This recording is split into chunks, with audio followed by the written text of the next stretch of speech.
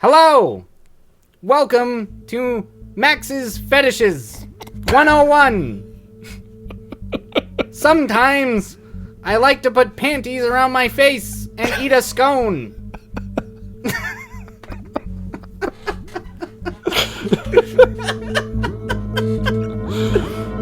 Oh, please use that.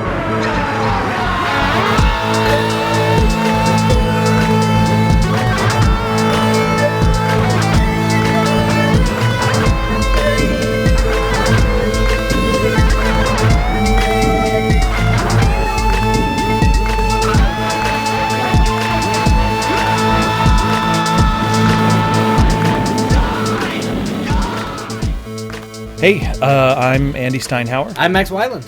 And today we watched 1000 Years Cat The Cat. We'll just call it The Cat. It's called The Cat. There's 6 different names for this movie. The subtitles said it was 1000 Years Cat therefore it is 1000 Years Cat The only available sub is a fan sub. They fucked it up. You fucking mook. If you're not going to respect the source material, then you should just get out of the barn. So, Max, what's this movie about? This movie is about a magical cat and a magical girl. 2 things that I love. I think you missed the most important aspect of this movie. The writer. The writer. But I must follow the case. He's like, I'm a writer, but I'm an investigator. He's like a Lovecraft. This is Lovecraft hero right here. This movie was pulling from some more older sources of Lovecraft material, not quite so much the Cthulhu-esque, The biggest thing that was a Lovecraftian influence too was the cat. Lovecraft was an ardent cat lover. And he wrote a story called The Cats of Uthar, where no man in the town of Uthar harms a cat because they all die. Anyone who harms a cat dies. There's a bunch of stray cats, and people feed them and treat them nice. But if you ever harm a cat, those people just vanish. And the whole thing is that the cats take them. Now, in the Dream Quest of Unknown Kadath, which is a much longer sort of crazy Duncian-esque tale that Lovecraft wrote, there's a part where the hero Randolph Carter gets trapped on the moon by a bunch of moon slavers. Because it's in the dream world, so he's on the moon of dreams. It's kind of this whole other world. Okay. And the cats from Uthar, because he was kind to the cats earlier in the story, end up saving him and fly him back to Earth. Which is why the end, when they're flying in space, that's directly out of some of the more crazy things Lovecraft wrote. Max, I say this with a full heart. You are an encyclopedia of batshit shit. What? You are an internet of crazy bullshit. The Lovecraftian influence is definitely there. Yeah. I like with the tentacle monster, obviously. That looks pretty. I wouldn't want to touch that. It looks a lot like the old designs for the monsters from the 1990s. It looks like it looks jellyfishy, like it would sting you to touch it. That's nasty. Ooh.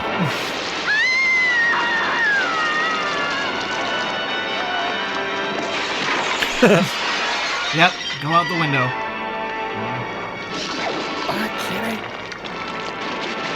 Yeah, that's a nasty monster.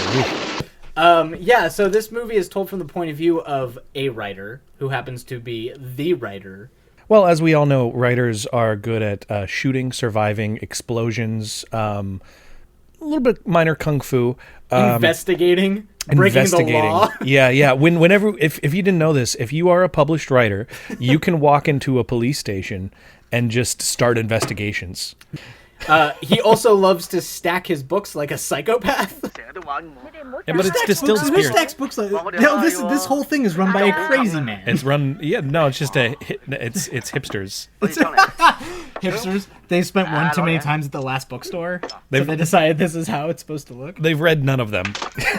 Yeah, you go into his writer room and it's just mountains of books wall to wall. Yeah, it's like he's worried the roof is gonna collapse, so he's gotta stack his books to keep the place from collapsing. Do you think his friends ever go in there and they're like, "Hey, can I borrow this?" And he's like, "No, that's a structural book. That's a load bearing book." Not borrow.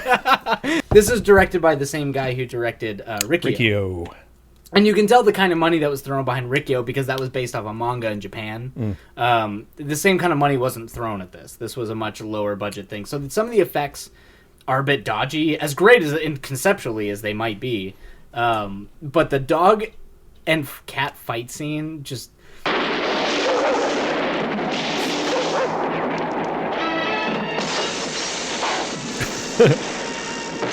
Somebody just threw a cat for that shot. That one too. Yep. Oh, you're gonna see. It's so good. Like when the dog's dragging the cat, and it even does the close-up of like the hands being dragged, but with the cat. Oh, it's so good. And the cat's setting up the traps. Like you can see the cat setting up traps. I like when he's reaching for the compressed air thing. Yeah, and he's like, he can't quite. It's like very Jean-Claude Van Damme where he's like, no, I gotta get this weapon so I can kill Bah! Wow.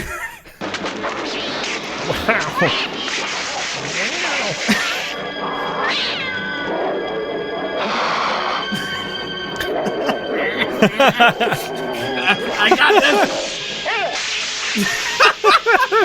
It's awesome. It's like a real fight. Or when the dog when they bust the window and he turns on and the cat turns on the window and smacks the dog in the face, and the dog bitch slaps the cat at one point.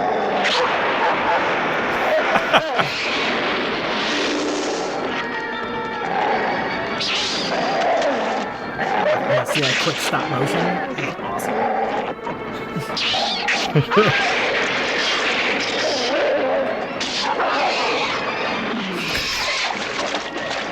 That's the cutting in this is awesome for like making this fight scene work somehow.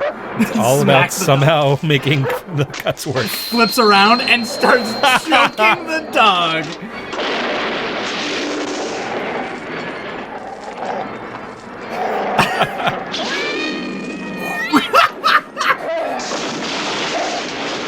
Ram the cat in the... Wow.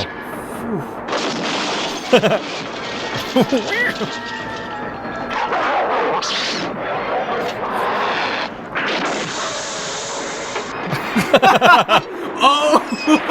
Wait, Tarzaning? The cat just went flipping. Poppy.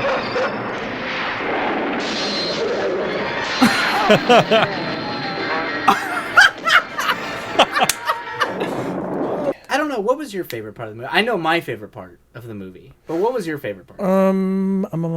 It would have been the dog and the cat fight, except I just really felt bad for the dog because I like dogs too much. I know. It's rough to watch animals beat the shit out of, but it is a full-on kung fu fight that mixes live action, puppeteering, stop motion, and the through line works. It works as a kung fu fight. Yeah, it totally does. It's kind of brilliant. That was pretty great. My favorite part though had to be the assault on Book Mountain. The assault of the term. This was 100%. They could tell they were doing Terminator. The director watched Terminator and went, original. "That's great," because Terminator is great. Mm. And so he gets all these weapons. He's got grenades just hanging off of him, and I don't think I'm exaggerating with this number. He's got 9 or 10 guns on him. Nice net. No, it's a rope. Oh, with that man came prepared with a grappling hook. Yeah. Must be one hell of a writer. I'm a better writer than that writer. Climbing the writer tower. There can be only one! You know who made that story? A writer.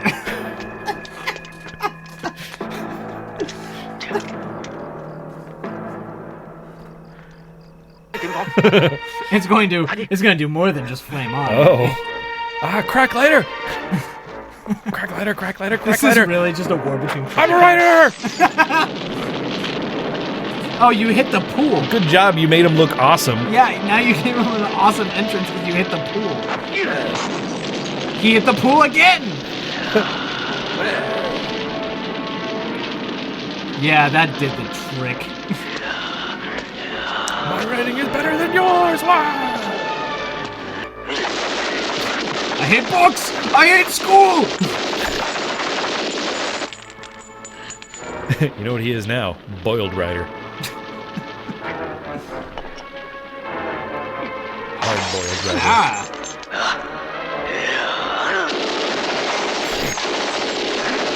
Hates books and he hates alcohol. my doers!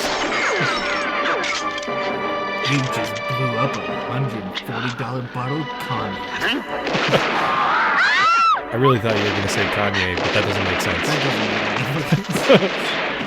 This was just an excuse to blow up a bunch of books.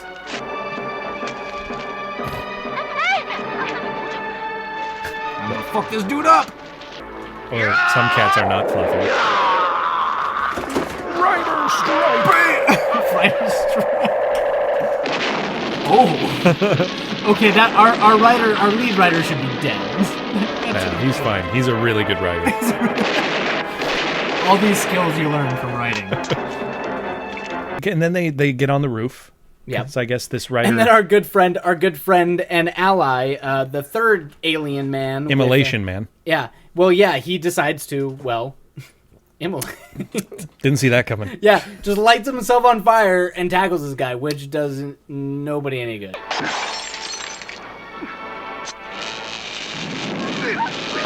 Oh. Immolation strike!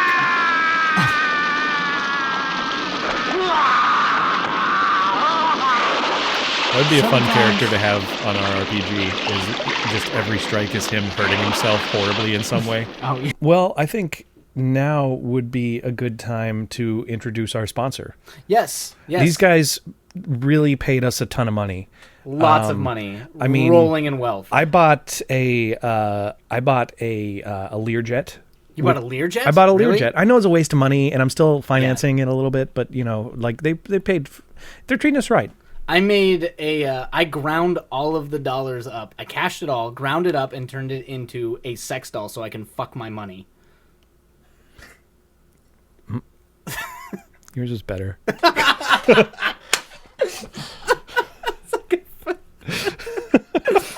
It's a message from our bullshit sponsors. Guess what? Corey Haim and Corey Feldman are giving out their personal numbers. If you call 1-900-909-3700, you can listen to their private phone messages and get their personal number where you can leave them a message of your own. $2 the first minute, 45 cents each additional minute. Ask your parents before you call. 1-900-909-3700. If you call me right now, I'll give you my private number. You call that number, and you'll hear a recording, and I'll give you my personal number if you call that, and we'll wrap. Well, my favorite part of this movie is when the monster takes its ultimate form and the general, a.k.a. the cat, has to take his magical octagon poopsicle and take it into the monster's mouth and pretty much starts to glow from the inside and blow it up into a giant sparkly monster. So the cat was like, "Eat shit, monster!" Except you have a lot of tension in your shoulders I can help you out with. Oh.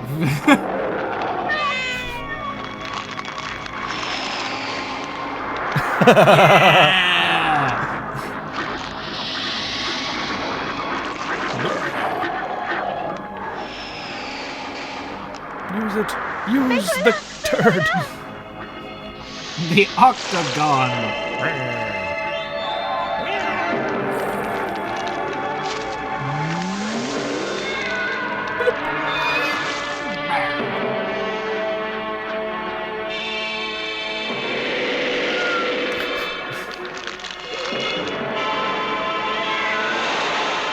Yeah, cats do that. You think they ran into Miss Frizzle down there? This is why you don't fuck with cats. They chew up your insides? Yep. They're gonna go inside you and unleash some unspeakable power.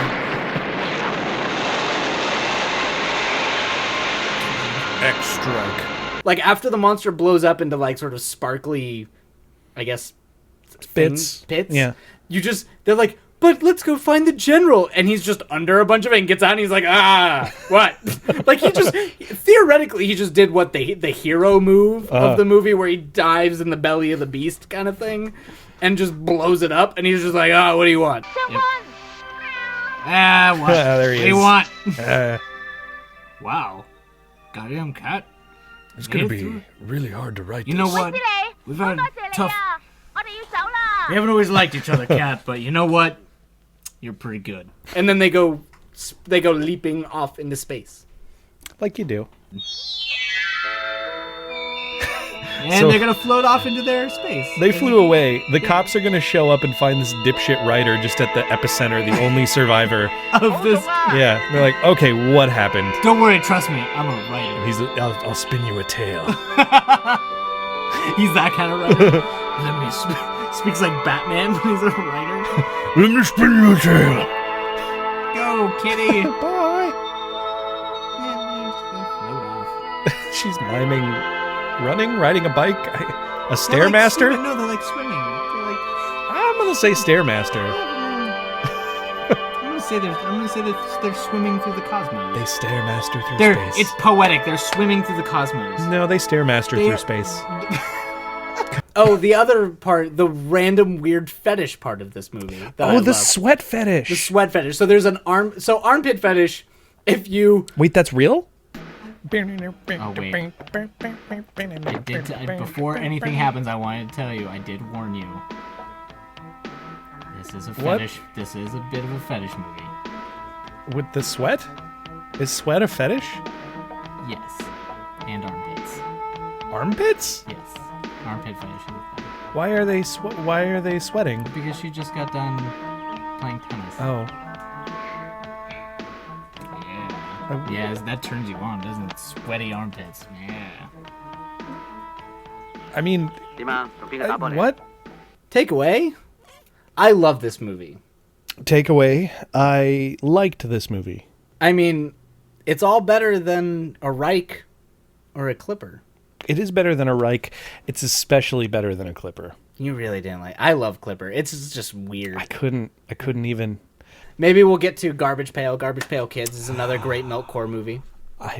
Garbage Pail Kids is legendary. That actually came as a secondary recommendation from Dirty Looking Drunk, who recommended Street Trash. So. Well, Dirty Looking Drunk, if you're still out there, I really want to watch Garbage Pail Kids. I've heard about it for years. Yeah, we'll do Garbage Pail here real soon. But anyway, thanks for watching, as always. And thanks for watching. I'm Andy Steinhauer. I'm Max Weiland, and if you like what you saw, comment, like, and subscribe. We'd love to hear from you. You got movies you want us to watch or subject Andy to, because it's great to watch him suffer. It is. That is Max's fetish.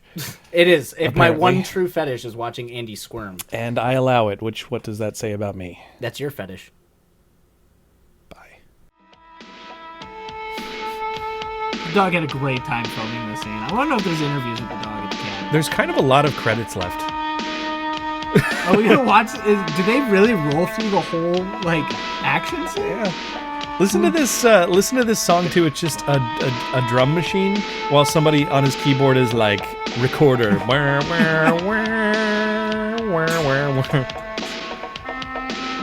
It was probably some dude in one of the apartments, like the grungy apartments, with headphones, just like.